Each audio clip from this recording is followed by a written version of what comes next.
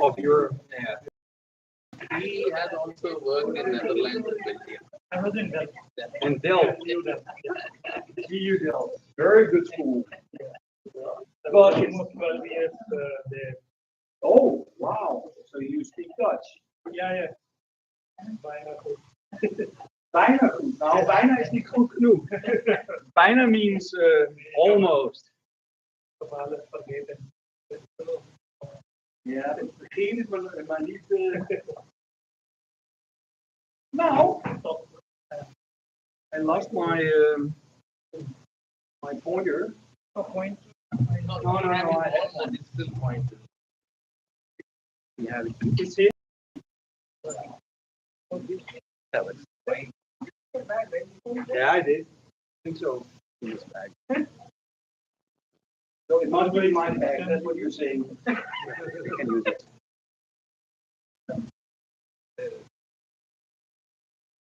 Yeah, well, must be these different digital screens. Then you.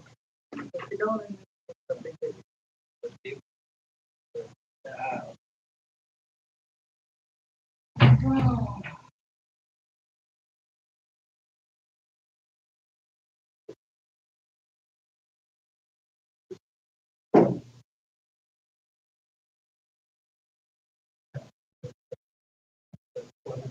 There we go.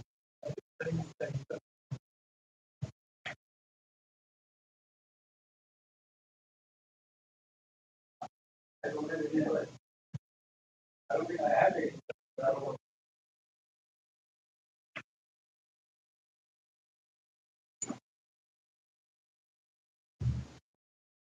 There's some water left.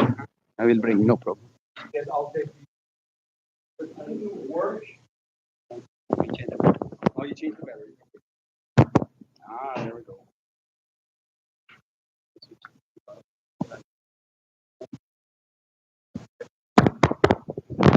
Nice. So you'll also be recording this?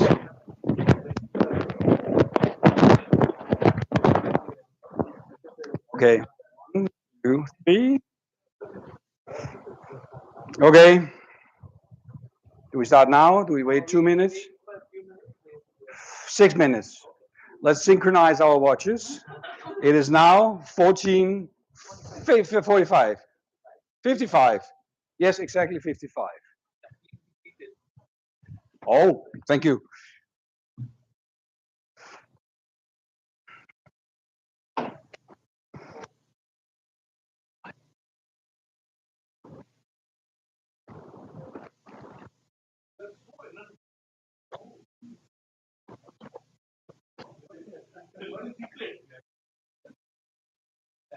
Rest of the day.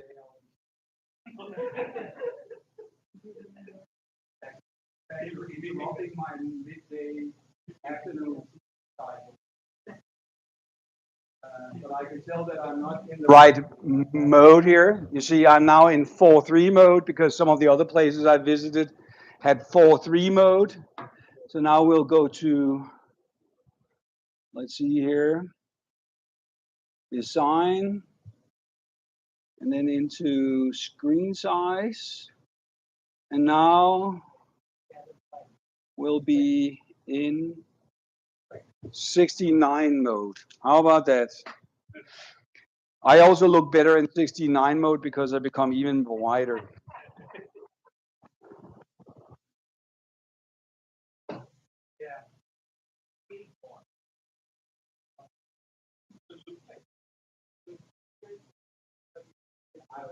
I am 58. No.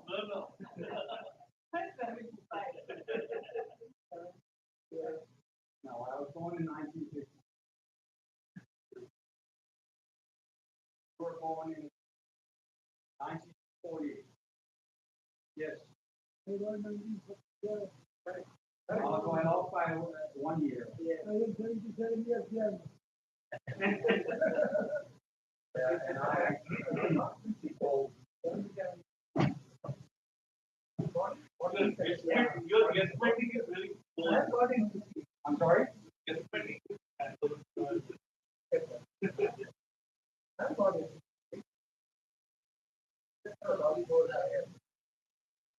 Yeah, but I mean, you're almost a zombie.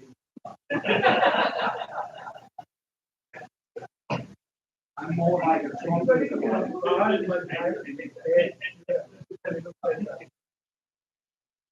I mean, if they were casting for a movie for zombies, that would be you. Actually, I thought about Martin Luther King. He was only 39 when he died. Died and killed. 39 years old.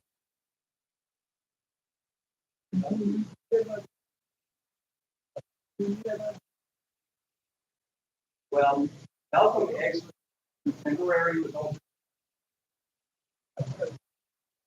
So apparently, if you want to, you should have been there.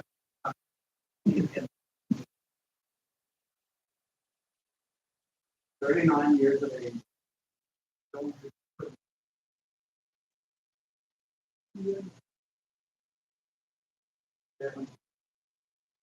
That very young.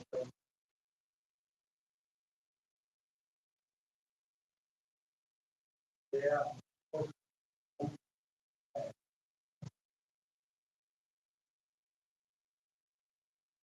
Just imagine that holding that.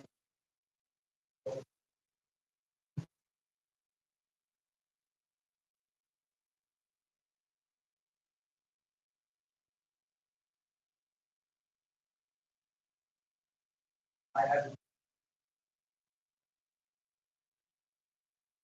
Actually, that quote I used is actually part of it.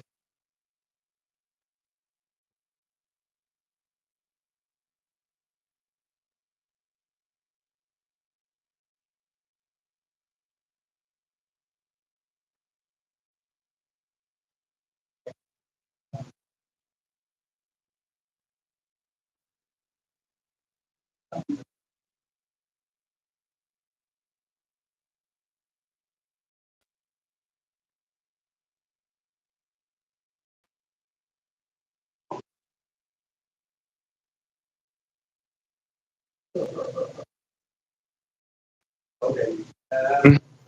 So we are going real time. Hi guys, if you can see me. Okay. Now this was actually planned to take about an hour, but I'll do it much shorter and much briefer. So I'll skip some of the things. Any questions? Feel free to ask them. But we're going to talk actually two things. We're going to talk about open science and open access. These two things are not the same thing. I want to emphasize. Open access is part of open science. Open science is not part of open access. It's not identical. Now, here you see actually a fellow named Charlie Chaplin from a movie called Modern Times. And as you can tell, he's actually been squeezed there in the machinery. And that's very much like some people feel when they're interacting with other people in science, or for that matter, with the journals. And this particular case is about the stigma, open access or open access in general, and open science. Anyway, science can be fake. Here you see an astronaut, and he's looking down, and he's seeing these tornadoes. As you probably know, the United States has been hit by a number of these tornadoes coming through, and this astronaut, and it actually goes back to 1969 or 1970. Actually, the Apollo 13 mission never made it to the moon and landed on the moon. They had a problem, and they said, Houston, we have a problem. But now, and he's Houston, you have a problem. And that's because the tornado is hitting. As a matter of fact, the problem was so big that the freeways in Dallas got flooded during the storm Harvey in 2017. So this is a picture taken from a freeway in 2017 in Houston, Texas. Sorry, Dallas. Same thing, different city, far from actually from the sea. There's one big problem with this picture. There's a shark in this picture. It's all fake. This type of shark lives off the coast of South Africa. But a piece of science called Photoshop made it possible to put it on the freeway, underwater, next to this big truck. The truck is real, the water is real, the shark is fake. So that just reminds us when we talk about science, we can also make, whether it's open science or open access, we can make fake science that looks so real that unless someone is very clever, in this particular case, a biologist, a zoologist, who said, wait a second, but this kind of shark doesn't even live in the Gulf of Mexico, so it could never be there. Now, of course, if you don't agree with the science, you make up your own science. In this particular case, we have my twin brother here, Donald Trump, and he had a weather forecast that told him that the storm would go like this, and then it would actually turn off this way. But from electoral purposes, it was better for him. It would be continuing on and go into some of the poorer states like Louisiana and Mississippi down here. So he decided to take his Sharpie pen that he loves, and then he put his Sharpie pen and made an extra loop on that, his own time. Unfortunately, the President of the United States is very powerful, but he's not so powerful that he can actually change the course of a hurricane. And the hurricane did exactly as the scientists predicted, and it ended up destroying some of his strongholds up in North Carolina and South Carolina. But not before he suggested that they should actually put a nuclear bomb in the eye of the storm to blow it away. So talking about stupidity, record that for YouTube. So what are we talking about science? Well, a typical definition of science, I'll just give you this, is the pursuit and application of knowledge and understanding of the natural and social world following a systematic method based on evidence. All of these things are very important. The evidence is very, very important. So now we know what science is. What is open science? Well, open science is the practice of science in such a way that others can collaborate, contribute, where research data, lab notes, and other research processes are freely available under terms that ensures reuse, redistribution, and reproduction of the research and its underlying data and methods. Basically, it means please undress yourself and show everything you have. And that sounds very lofty, and yet it's a pursuit that we in reality would very much like as scientists. We love to be able to give data we have. Unfortunately, when you do that, you also give more than that away. You also give people the ability to take your data, do other things, and decide not to do it with open science, and misuse the data. That's the downsides of open science. This particular issue, we also have it from the European Union, and this particular project, which was collaborative between various countries, was actually paid by the European Union. Now, the partners were all this, and you can tell that many of them, Delft was one of these universities, and a number of them are from northern France. There's a few from the south, one from Spain and one from France, but most of them were in the northern part of Europe. That's very important because out of some of that on the open science is open methodology. It means open source. So if you write a piece of software, it has to be open source. Everybody has to be able to get hold of it, and you have to explain how to use it. Open data, as I said, open access, open peer review, meaning you will know the reviewers, and the reviewers will know you. Fully open. Open educational resources, that means that anything you write for your class, you have to provide to anyone else in the world. So no textbooks that anyone can make any money off and that nobody can buy because you don't buy for it. All this was actually put into a UNESCO from the UN presentation in February of 2021. Unfortunately, right smack in the middle of COVID. So this did not get much press, and probably all of you have never heard about this. Is that correct? Never, no. And that's actually a pity because it's anyway a very important document from UNESCO. And it talks about a lot of things like openness to indigenous knowledge systems. That also means like Chinese medicine, what have you. But it also means, for instance, Inuit in the northern hemisphere, their way of doing certain things. All of that has to be incorporated also into the open system. So that means openness to diversity of knowledge. So it sort of flows in from that. But it also means, for instance, open engagement of social actors. So there's a lot of openness and a lot of things that comes into that. It's a long document. I strongly recommend that you at some point, if you're any way, shape, and form interested in open science, that you read the document. I'm not saying that it's the final document, but it is an important document. Now, so full academic and intellectual freedom, right? Well, here's intellectual freedom for you. Here we have on the left-hand side, before the grad school, the student says, I'm going to research whatever I want. Then he comes into grad students, he says, I'm going to research whatever my professor wants. Then you become an assistant professor, and they say, I'm going to research whatever the tenure committee wants. And then here we have the tenured professors. Those are the ones sitting up here. They'll say, I'm going to research whatever my grant committee wants. So that would be the Science Foundation in here in India, probably. And the two of us, because I'm also retired, and I assume you're retired, I'm going to research whatever, and then it says RIP, which of course is research in peace. Not rest in peace, but research in peace.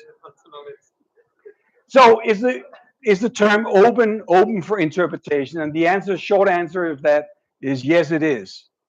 But the final report on the draft of the UNESCO recommendation of open science, 40 of these countries recommended on the commented on the draft document, but not, for instance, a place like the Republic of Romania, nor did the United States, nor it did. Isn't that weird? I mean, North Korea talks about open science. I mean, okay, if you don't have open borders, how do you talk about open science? But that's besides the point.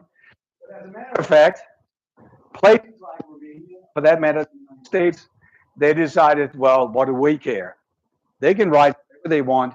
We don't have anything to do with it. So in reality, they're telling UNESCO, we do not subscribe to the open science model.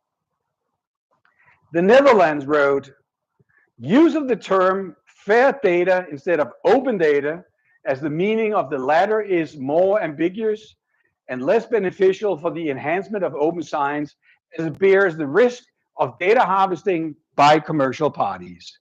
Actually, the Netherlands were sort of zooming in on some of the more painful parts of this, namely that we, the scientists, might get misused by commercial parties. Unfortunately, many of the countries and many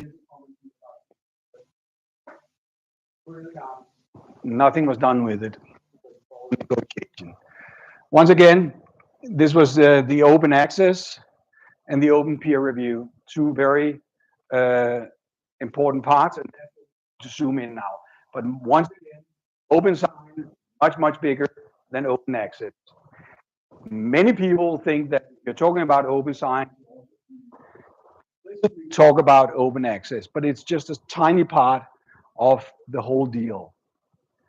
However, open access and open access journals have been getting a lot of publicity, good publicity, bad publicity, and some, but very few, neutral observations about open access.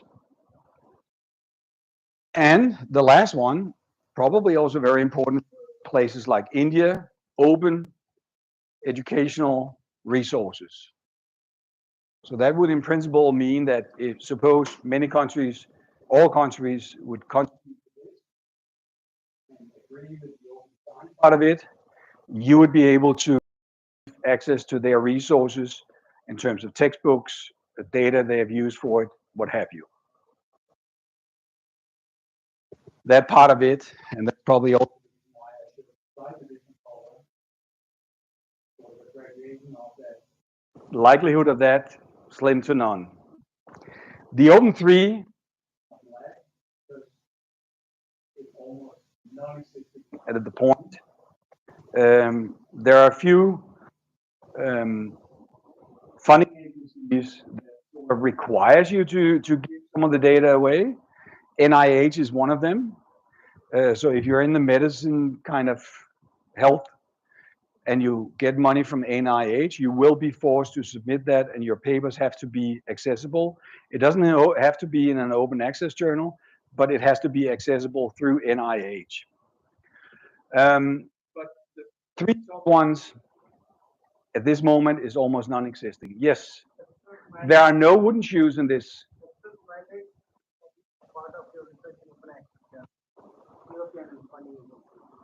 Yeah. So not even my 2 shoes here. Yes, the European Union, and that's the reason why I pointed out that many of these countries in the program, foster program, were based in the northeastern part of Europe. in many of these countries, there is a sentiment among the authors, and now we get into the dark side of this. There was a feeling that they were for the subscription, people for free could submit their papers to these journals that they had to pay for. And they felt that they've paid unfairly. They'll never admit that to you in person, and especially not if you tell, I'm from India. They would never say that up to your face. But one of the sentiments was that they felt that it would be much better if we all did open access. We pay 2,200 or 3,200 dollars to have our publication. You do too. And then likelihood that you will submit a paper is probably less because that's too expensive.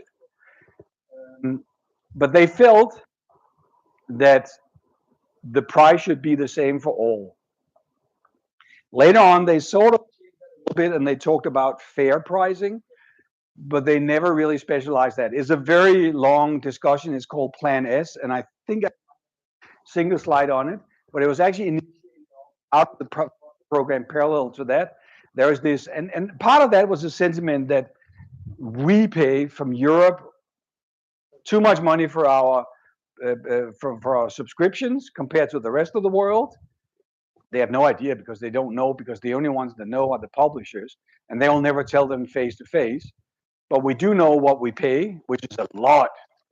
And I know for Indian purposes, it's also a lot. So we are all bleeding. But unfortunately, even Elsevier, even though it's a commercial company and they do make money, they're not getting fat either. And that's partly because we submit too many papers, so there's too much work without being able to see that in the publications. But Plan S is a very important part of it. It's not, first of all, because I'm not very fond of it, but it's a very important part. Now, publishing 0.0. Now I'll skip it very quickly. I just want to mention that we actually came from open science, and then we decided to change the open science. The very first writings were actually scientific observations and sometimes even poetic drawing of certain things. In this particular case, comet types drawn up by Chinese scholars. So they classified them, and it was actually science. And anyone who could read and who could gain access to the books they had would be able to read it. You didn't pay for it, and these scholars were often actually paid by rich people. Do you know where the oldest university is in the world? In India. I don't think I have in this, but actually the oldest university is in India, and the most crazy thing is that it was actually paid by a different religion that the university. So it was paid by, I believe it was paid by Hindus, and it was actually run by Buddhists. Crazy enough. So a different sort of religion paid for these, and almost all universities were based on religion in the first place. So there was like astronomy, law, and religion, and medicine. Anyway, Egyptian mummification steps. That was the publication 1.0, and then we came to the time of enlightenment, as it was in Europe, and it became scientific observations and practices in printed book form. One of them, this is particular case, is the Royal Academy of Sciences in the UK. And actually, these were sciences, but many of them were actually royal, not royal people, but they were people of wealth. Or they had some person wealthy who paid for their research. Now, in this particular case, these were privileged sort of men who could think that a woman could actually, be of any importance, but actually you will see that there is actually one sitting there. So there were a few of them, but the learned societies were sort of this 0.0 state we used to be in, which is basically Elsevier. I just want to show you sort of the circle of life and the number of rejections and what have you. And this is the number I showed you. And now all of a sudden we are getting back to these stakeholders, and if we look at that, there is a certain flow in that. And now we are getting into this chicken or egg problem with publication 3.0. So now we don't want to publish just for our colleagues, for our scientists. We want to publish now for the general public because taxpayers of India is paying for your research. Every person in India should be able to read your research. Now, being a researcher myself, I would say, good luck with that. If you can understand it, please be my guest. That's not the way it works, because you should then be sensible to their feelings and their way of thinking. And now we change our research so that we can make it more comprehensible. Do we sell our research or keep the same standards that we used to have? Now we make it available for everyone. I'm not saying one is good. I'm saying this is publishing for the general public, meaning open access for everyone, no fee to read, ever. There are open access that remains open access, say for the first 2 years, and then it becomes behind a paywall, or the other way around. There are open access where you have no access without paying for 2 years, and then it becomes open access. Funding agencies and governments might then decide where you publish. That's actually one of the downsides of Plan S, because the European Union decided that you can only publish, first they said, in fully open access. So any hybrid journal, that would be a journal that accepts paid for on and open access, they would not accept. That's what they said initially. Then they realized, well, they didn't. The scientists did. They told them, wait a second, that's a good idea, but there are very few, and in my area, the few that are open access are very poor journals. Are you telling me you're forcing me to publish in a journal that nobody wants to read, and nobody wants to publish in, and now I have to do it with the good money you gave me? Then the European Union said, oh, okay, hybrid journals are okay, but then you have to pay for it, and then you have to publish as open access, meaning that everyone can read it, it has to be behind a paywall. Unfortunately, what they did to actually include the money in the budget to have open access. So initially, they sort of forgot. Well, wait a second. It cost us, 3,200 per publication, and if you want publications out of this project, we need 10,000 euros more. So the European Union sort of changed the rules, but they didn't give you more money. They just gave you the ability to actually reuse that money or given to publish your paper. So this is a learning process for the bureaucrats, but also because the scientists have been terrible at communicating what the real problems are. And there are some very strong voice people talking about this Plan S, people of great importance. One of them is one of the directors of the Fritz Haber Institute in Berlin. He's a Dutch person. So we know.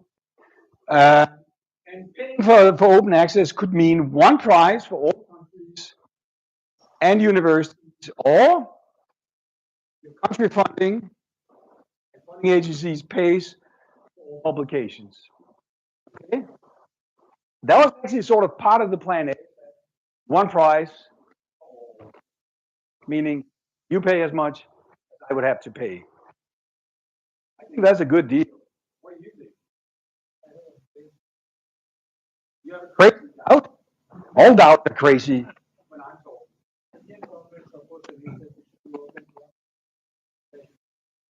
But then it's not open. Part of this is open for everyone all the time. You can't have open and unopened. You're a North Korea type. No, that's not the way it works. You could.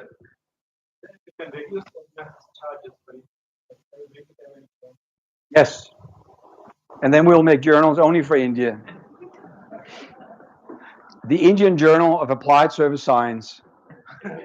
Yes. Yes, we call it. That is not the way it works. I'm sorry. Okay, thank you. And Well, you have crazy, and then you have incredibly crazy, and this is somewhere close to that. But you're right. Some of the bigger countries, they have thought about that.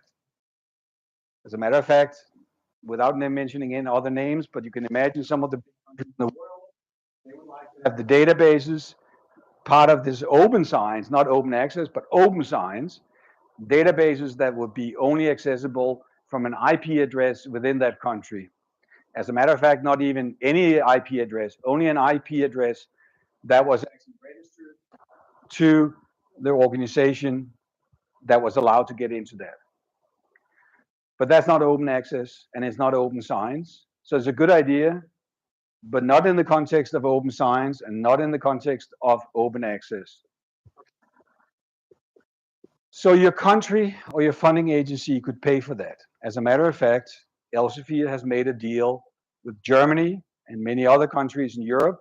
They're currently trying to do that with the IITs in India. I don't know whether they dealt with you with that, but what they will do is they will make an arrangement where there is certain open access to certain journal that is not the one advertised on the website. It's a different, probably smaller. It's not the UC. And that means that the government agency pays for it. No, it's not one nation, one subscription. It means that there is one nation, one price for open access. However,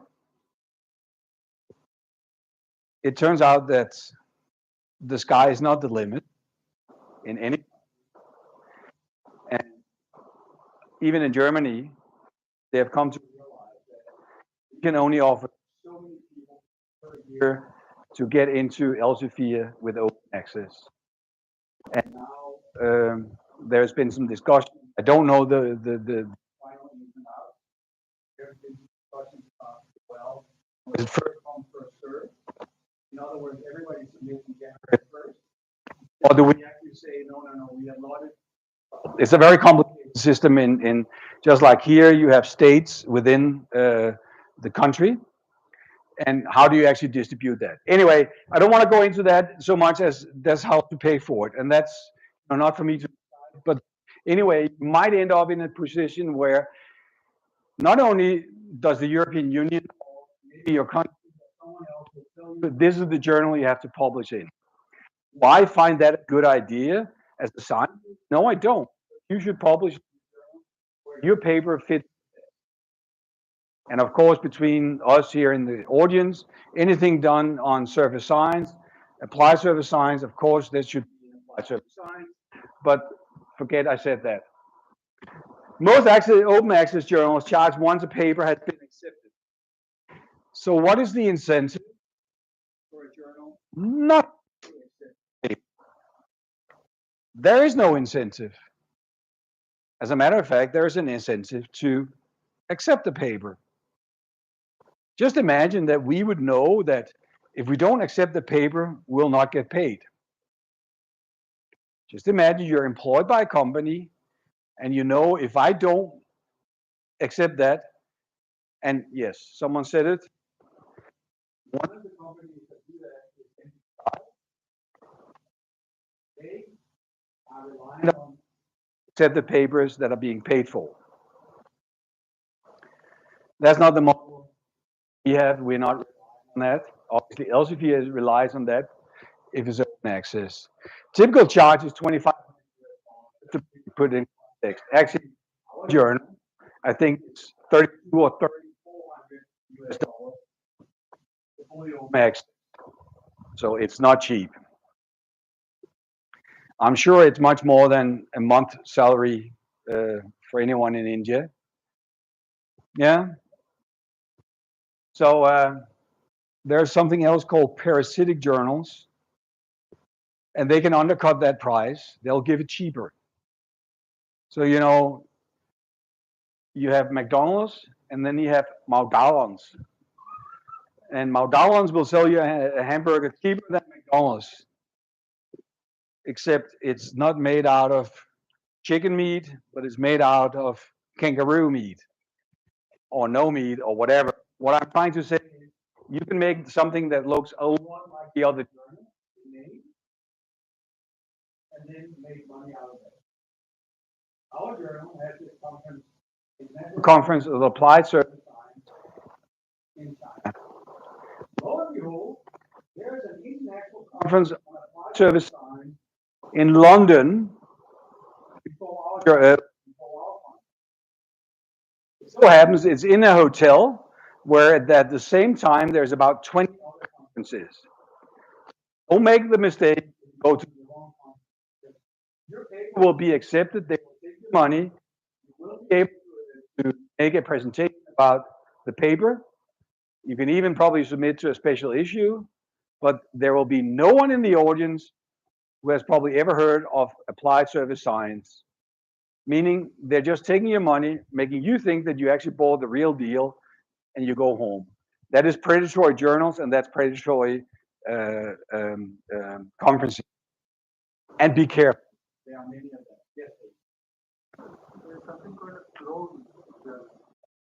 Clone journal, yeah. Clone journals are the ones where they take. They even try to name it the website. And Elsevier is one of the two publishers of the Science and Nature. They will actually legally pursue that. But some of these are in places in the world where it's very, very difficult to sue. So what they do is they try to shut down their websites. It's pretty scary. And some of them will very and that have very, very important people, very, very important people have no idea that they are on the board. I've been at some point would like to know how I was associated with a particular journal. I will not mention the name. And I said, I have no idea. My name? It was, and even had an address that I had not stayed at, not been affiliated with for quite some time. But still, they will misuse your name, your reputation, and for that matter, even maybe take your picture from somewhere and put it on the website. You have no idea. So if you ever encounter this, report it to the original journal and let them deal with it. The idea behind is, of course, it's funded by taxpayers' monies. People don't appreciate the work done by scientists because they can't access the work. I think that's bullshit. Because anyone who wants to know about it, they can just ask the scientists. But most people, 99 out of 100, have no clue what these scientists actually are talking about. They wouldn't know how to do it. The price barrier should not prevent students or anyone from getting access to research. It's ideally correct. I believe in that, sincerely believe in that. But that's not the way the world works at this point. And it would actually require the restart of many new journals, and all would require new journals. And as a matter of fact, Elsevier, other publishers, decided, because of the European Union predominantly, and a lot of new, fully open access journals. Some of them have been very successful. I served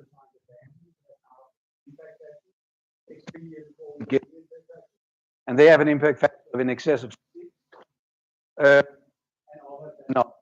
And that's just the way a market is. Some fully open access journals work, and some. It goes a lead up, and that's because some of the Plan S part of it, they want the companies to be fully open about the money it costs to publish, which most, if any, commercial companies would never do, because then they would not be in business. Because if everybody knew, for instance, let's say that Springer is making a lot of money on science, on nature, sorry, but they make no money on then people would know that, well, why are we paying for science that when they make so much money on that and they don't make money on the other? That is the way a business. You can lose money on something because you want it and make money on something else. And therefore the companies will never tell you. And what they would do is actually they would end up breaking up the companies in various sub-companies, and then they can tell all about some of these sub-companies, and the other ones they would not tell you anything about. That's just the way the reaction that could have been. And one of the big reactions of that was when actually the government forced back then something called Bell, which was actually some of you may know Bell Labs, which is a very famous research laboratory. It was actually from the original Bell, which ended up being AT&T, one of the companies, but they broke up this huge company because all telephones in the US was from AT&T. It was very expensive. It was very inefficient. And by breaking it up, some of them were making quite a bit of money, and some were not making too much money. Now, if you all pay the same to publish, it becomes cheaper for richer countries. They have to pay for waivers for other ones. That's just the way it is.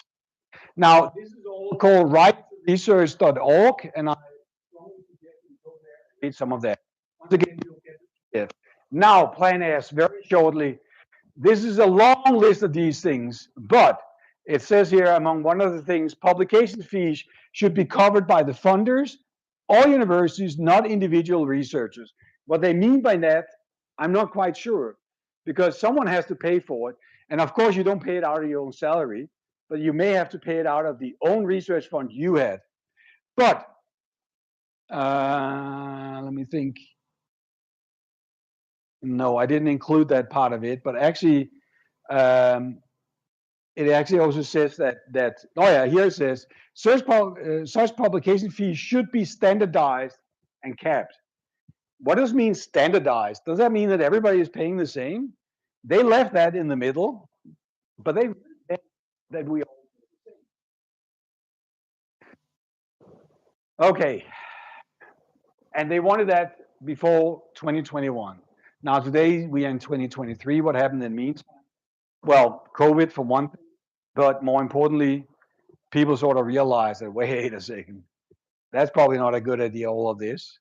So most, it has never been implemented, never be. But the ashes of this fire that we have seen are these open access journals recently be established. And NPI was one of the companies that profited from some of these initiatives because they had created these journals shortly before, and some of these ended up having high impact factors. And part of that had to do with the fact, as I told earlier, for those of you who were present, that they actually require you to put references to their journal in the papers you publish in that. Oh yeah, here it comes. Details about publishing costs, including direct cost, indirect cost, and potential surplus impacting the publication fees must be made transparent and be openly available on the journal website and publishing platform.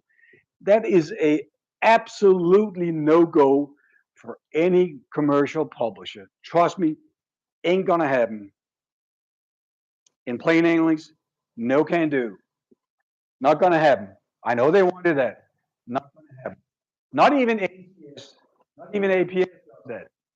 And they don't want to do that because they don't want to tell their competitors their business model.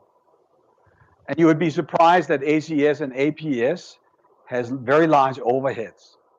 It costs them a lot of money because they don't want to outsource too much to any other country. Whereas the big commercial companies, the Elseviers and the Springer and what have you, they have outsourced a lot either to India, to China, some now. So that's not going to happen. Anyway, they also talk about these so-called mirror journals, and those are journals where one is subscription-based and the other one is open access. They're de facto considered to be hybrid journals according to Plan S, and therefore that's not allowed either. So all the big ideas and models that commercial publishers had, they were trying to cap off and make sure, no, you can't do that, you can't do that, you can't do that. Only open access you tell us how much you want to make out of that. That's not going to happen, and it didn't happen. And Plan S, in many ways, although the people behind it are very much still fighting for it, is dead in the water. But why can't publishing just be totally free? I mean, this is stupid. We pay to get our work that we have been paid to do to get that published. Why? Well, because it costs money to do all the work. But wait a second. Do you use Facebook? No. Google? Pay for that? Pay for that? You didn't know that? You didn't know that you paid for Google? For that? No. When you use Facebook, when you use Google, when you use Twitter, well, these days, well, sorry, X. Elon doesn't want me to call it Twitter anymore. And he also wants me to pay for it. He's out of his mind, but you pay for it. How do you pay for it? So I can read the news for free. Why not the Sun? Why do we have newspapers? News are free. Well, the Bing, the Twitter, the Facebook, the Weibo from India, from China, the Google, you pay with the information. The value of your information might be less than that of your colleague, but you still pay for it. That means if you today search for, let's say, vegetarian food in Chennai, lo and behold, 2 days later, there'll be an advertisement somewhere on the page you're looking for this nice restaurant in Chennai that serves 100% vegetarian meal right around the time we're looking for a flight ticket to Chennai, and it so happens not through Google. That is no coincidence. You pay for it. So mind you, every time you use Google, every time you use Bing, every time you use WeChat, every time you use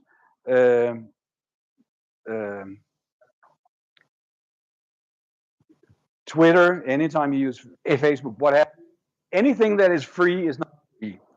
Like ChatGPT, you pay by the training you give him. You're training Google as well, and that's the reason why they know how to tell you what to have. You have, without knowing it, a profile. I don't know about India. In Europe, you can ask by law access to that profile. I have not personally done it. I've heard of people who've done it. That is scary. Beep. You get to know a lot about yourself that you didn't realize that you should know about yourself. What you're looking at and why you're looking at it. When you look at YouTube and you look at animal videos, it's no coincidence that the next day you open up, the YouTube page will show you. So if you borrow the computer of someone else, you can really mess with their Google profile, looking at some very strange things. And the next time they open up, they're like, in the world. Okay? That's how you pay for it. So if you want to do it, you would have to pay the publishers in some other way. There's only one problem. Scientists and not be able to make any money out of that. That's why they pay for it. So now the question is, are we willing to pay for that? And the answer is no, we don't. So why the question is, do we really need peer review? Can we just await the reaction of the readers? Well, it's a little bit like Facebook, or for that matter, Twitter or anything else. Don't trust all the reactions you get. You might get some very nasty reactions that may or may not be totally fake. We talked about AI very briefly. It's not too difficult to make an AI robot that will create very negative reactions anything that you write on your science. Yeah, make you totally disinterested in science by letting them hit you. Another problem, as I said, is that we tend then, if we are really writing for the big public, to oversimplify our. We have done something, let's say in solar cells, all of a sudden we can solve all the energy problems, at least for southern India and probably for most of India, with the invention that we made. Even though we made one so happened to have a conversion coefficient of almost 32%, and it was only 1 out of 1,000 of these solar cells that had 32%, and the rest was only 17%, which is not a world record. Meaning, we will tend to oversimplify our data. In whose interest is that? No one's. Except that if we do that, we can have more people be more interested in our work and support it. And all the other guys that can't explain what they're doing, don't pay them the money. Now, Open Access Journal. So this is the end. It was a little longer than I hoped for, but anyway, are there any questions? Yes, please. What is the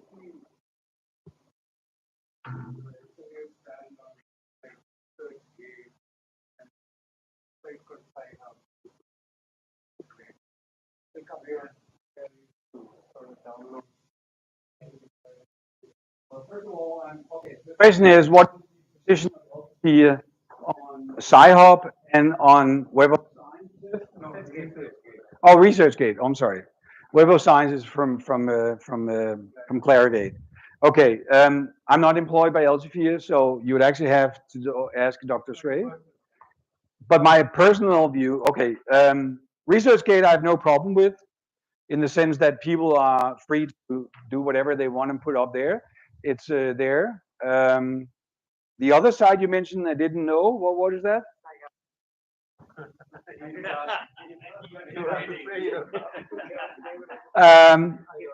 You mean this highly illegal website run by a Russian who cannot leave Russia? Because if she does and comes out and Interpol finds her, she has to pay 80 million euros or dollars, I don't know, to Elsevier. And then when she's done with that, then she can go to Science and Nature. No, I didn't know that website.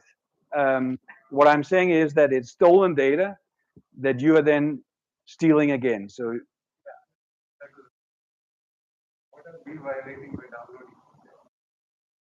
Well, I mean, if you buy a gold watch that someone stole somewhere, what do you call yourself then? I mean, you're not a, you're someone who profits for someone else stealing it.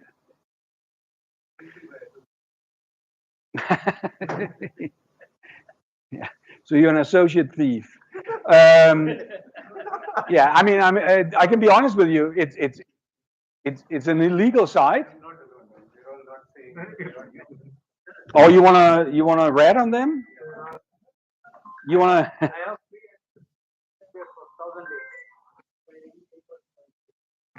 Okay, so then him instead, at least for the Elsevier journals. As a matter of fact, that's probably the way you should do it. And I would really want to. I mean, I'm personally doing this is that if you want access to a particular paper, write the authors of that paper an email saying, I would like to have access to your paper.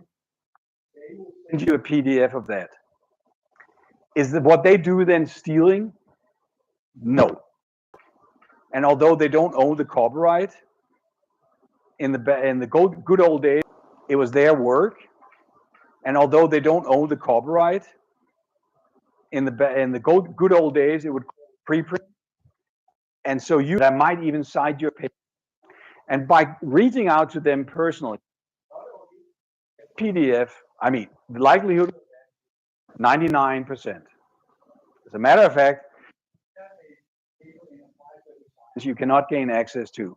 And me as an editor-in-chief, I'll tell him, I'm afraid I cannot send you the PDF.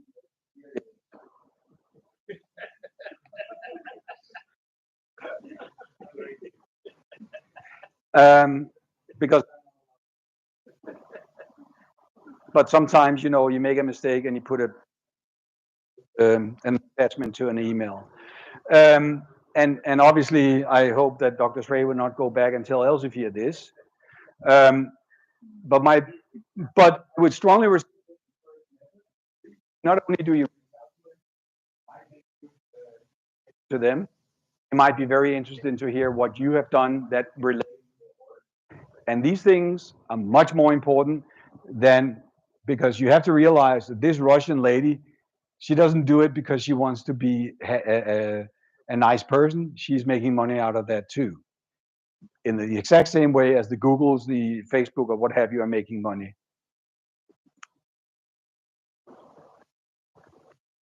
Not if it's that. Archive model of open science.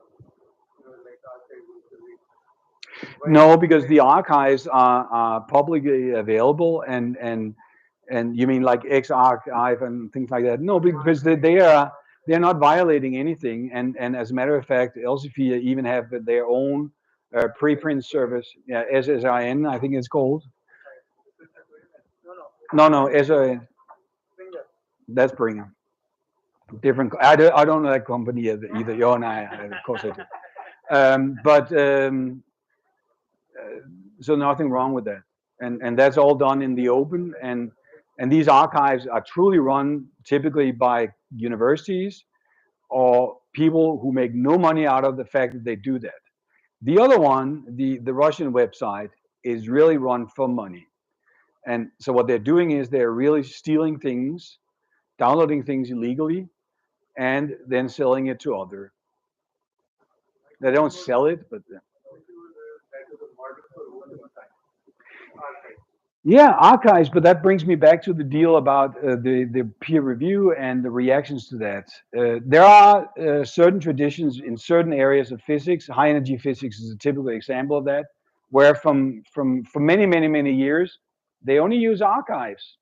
They never really publish that, and they're very nice among each other. But do you know a lot of high energy physicists? Yeah. So you recognize a high energy physicist because he looks like, if you ask a kid to draw a physicist, they'll be a high energy physicist. Meaning, this is the person that has the where they right. No, I'm not very nice here. All I'm saying is that they're nice to each other and they give nice comments because the community is such close knit that they're not so cutthroat, because their research is commercially not so interesting. Whereas in material science, it's so cutthroat because it's commercially interesting. And I don't think that will work, because we would be killing each other probably because of this.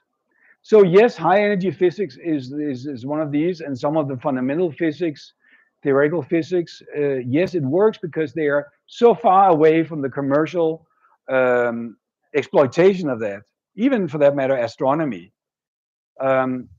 which also means in many ways they don't have any money basically to, well, the instruments they use, the large hadron collider in CERN and what have you, Fermilab, they cost tons of money.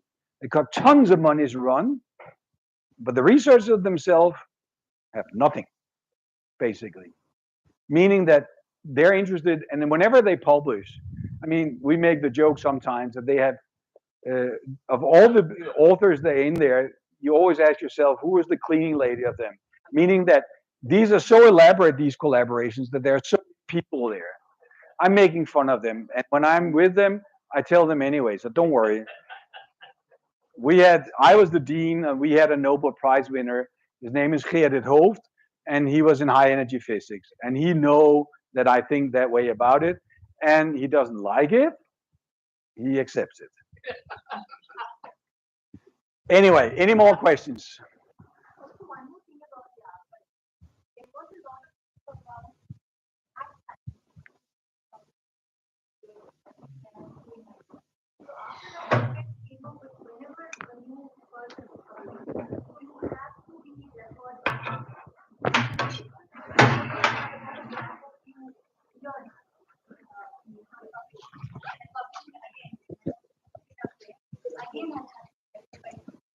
Yeah, so that's one of the suggestions I've made to Elsevier, actually, to reduce the number of submissions to our journal. That for every person, they need 2 people who within the last 2 years have published a paper in the journal to vote for their paper, meaning vote for them, not vote, but vouch as saying their research is good, we know the people, et cetera, et cetera. Not because I want to discriminate and inclusive and we want to have invited anyone, but to make sure that the people are for real. As I told you earlier, if you were not there, now I'll tell you again, there are some researchers that submit papers that are not real. There are real people who submitted, but they're not the ones they claim to be. And I wanted someone saying, oh, I know, they're okay, and I vouch for that. And we would only give 5 vouchers per published paper to give away. Elsevier looked at me like, are you nuts? So that's not going to happen. I've also suggested we flip fully open access. Nope. So I have very bright and early in the morning. As a matter of fact, I even put a piece of paper next to my bed because I wanted to write these bright ideas again in the middle of night. And the next morning I wake up and I said, don't forget to put a piece of paper ideas on. That was my idea for that night.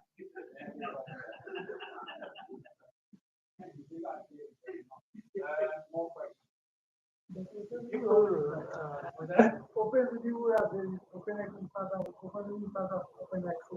Yeah, so fully open review is also, so that means as a reviewer, it will be even more tough to find a reviewer, because not only will your review be available for the author, it'll be open for everyone, and not only that, your name will also be available.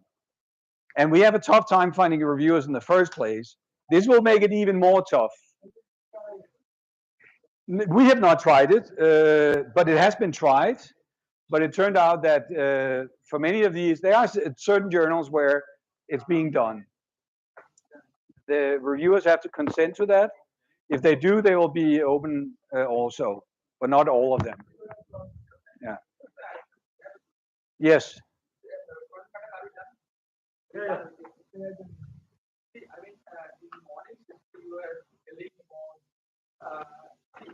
a reviewer reviews the paper, how does he ensure that the references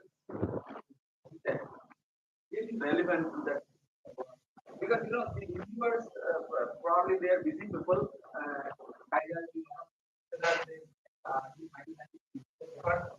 So how is that all the references are really relevant to that?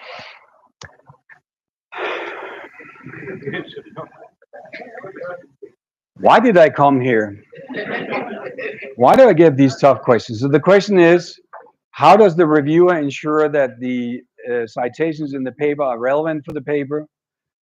And maybe even more importantly, if they even exist. Because as I told early in the morning, I said, if you use ChatGPT, you will get, sorry? But I think second part will be taken care now. But the moment uploading paper, it will check whether the cross links will be verified and then taken care. So not only this, during the submission process itself, it will verify. No. But I'm talking about the other one. But as a matter of fact, there will be unresolved cross-link, unresolved citations, and then you would have to actually go yourself and look at it. Now the relevance, so probably what would have been relevant, is for you to ask me, how long does you, Henrik, think that a review should take to do? And I will tell you a week. And you'll say, what? I don't have a week to review a paper. I said, no, I didn't say you have to review for the whole week. But on Monday morning, you will receive the paper, assuming that you get receive it on Sunday evening. Then you read the paper, you put it away, and then you start on Tuesday, and you pull the paper sort of out of out of the context, and you sort of pull apart all the parts of that. And part of that are the references. And you're absolutely right. There is a gray area, and that gray area can be almost black to almost white of whether a paper is relevant to a. But unfortunately, you've also seen, and you've probably heard of that, that part of the paper mill business is not just making sure that the paper is being accepted, but the paper ultimately later on will get many citations. And they do that through putting non-relevant references to your paper in totally unrelated papers that are also generated, by the way, by the paper mill. So depending on how much you're willing to pay, I don't know, and I hope no one will tell me that they have ever made use of that. Or how much do you think that they will offer a paper mill? Suppose now I'm writing a paper. How much do you think a paper mill is willing to pay me as an author on a paper if I'm a co-author? Well, for you, 500. For me, some of our editors, I mean, they're so stupid that they even approach some of our editors between 700 and 1,000, depending on where they're based.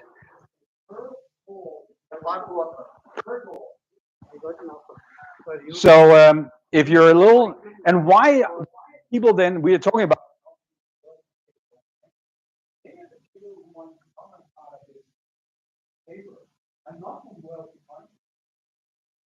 why are they willing to pay so much? They're paying that because their livelihood, their job is dependent on. One of the places where this is happening is actually in China. You need publications. How crazy it sounds, but if you want to be in an academic hospital, but you don't have the time because you're working 80 hours a week. So you pay someone. And don't get tempted. It's a lot of money. They might not offer $500. Please don't do it, because if you get caught on that,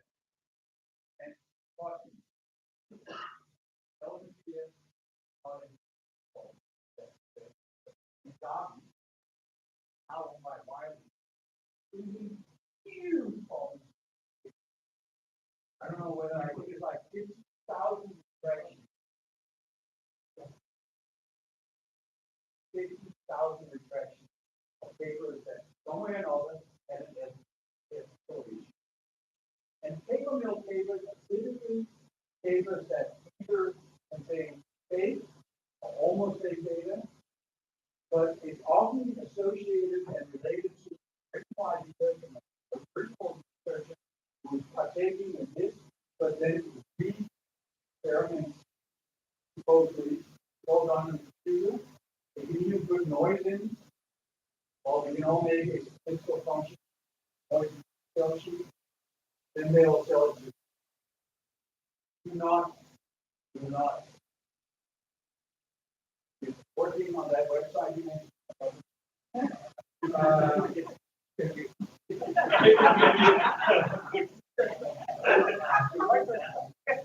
If you think that is bad, getting out of the paper mill, out of that, and they will attempt to get it. They know that the public, as a researcher, do not make a huge amount of money during the year. They know that there are solid signs going on here. One better than this.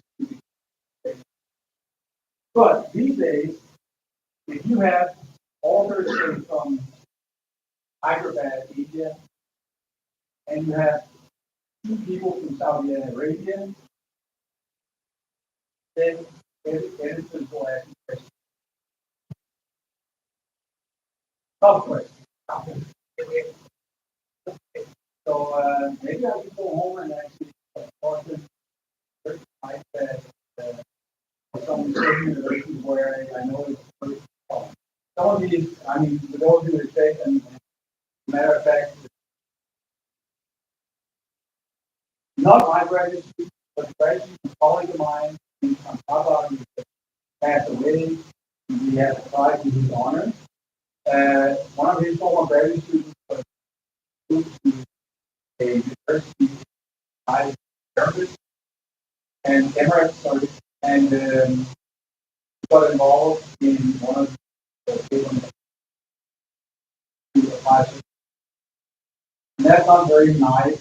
I had someone that I know personally, that I've been to his home, I know his wife, and then have to tell him, no, dear friend, don't ever think of this.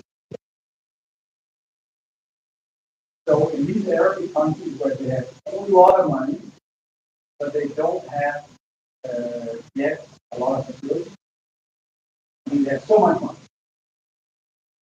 I have one question. Yes. Yeah, that's done. We're done. Yeah.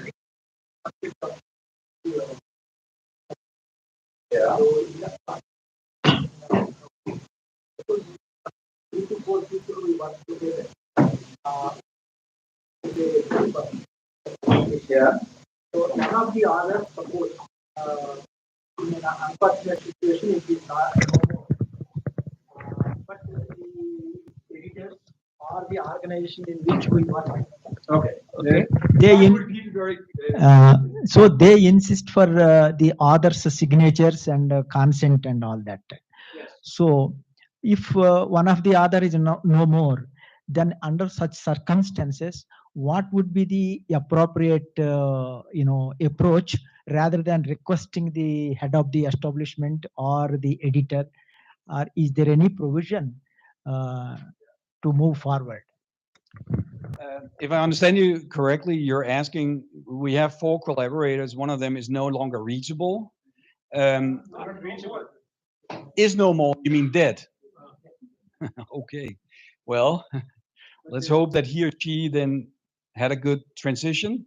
But that could be done, but it can only be done for about a year and a half after someone has passed away. We don't accept, in honor of someone and then this person passed away 10 years ago. As a matter of fact, the other researcher I was talking about just a second ago, he published actually a paper with Franz Haarbage about 6 years after he left the institute.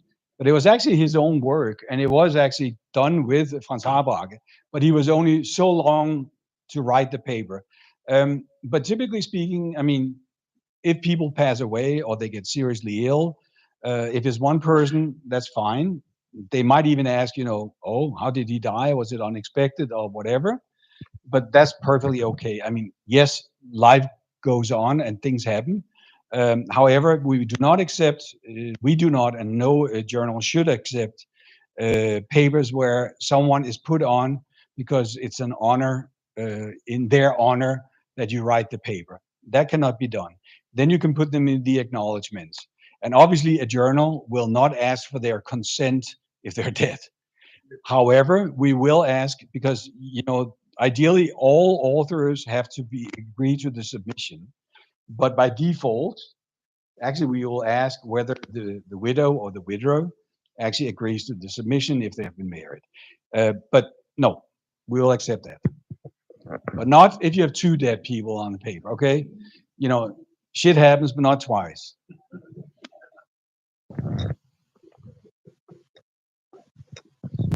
Adding to that question, if I am working, yeah. So I'm working in an organization. I have moved out of this organization, Yes. and I've written a paper when I'm in a new organization. So how should I, being a first author or a second author, how should I address my affiliation?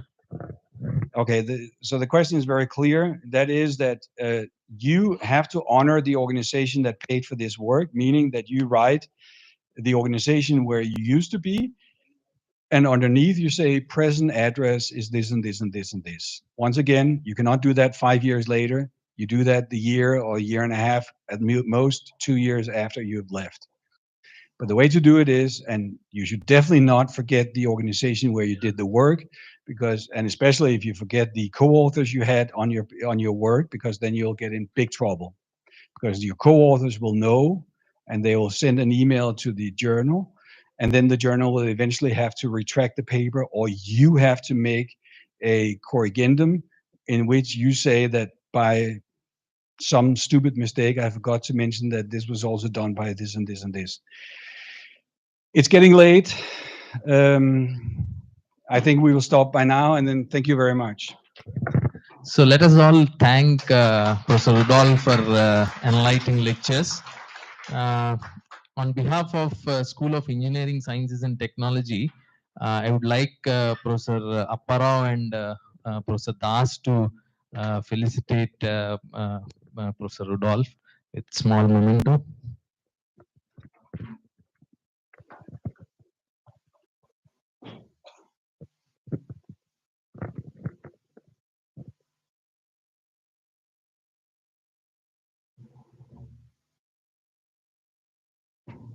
Okay.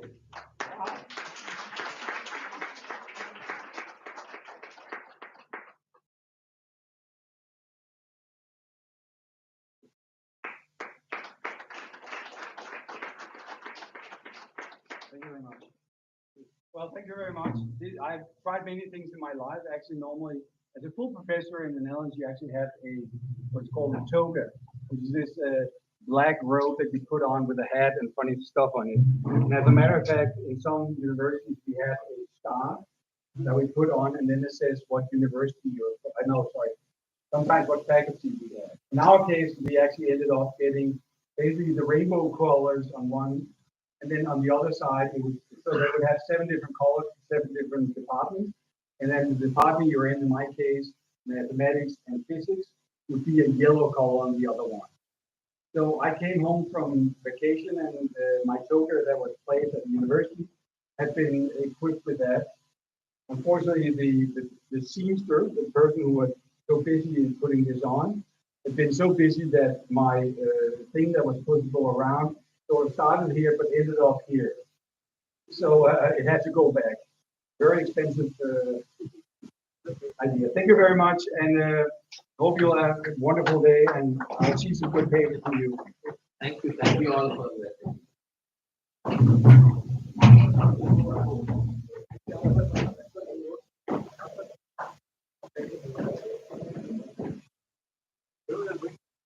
that.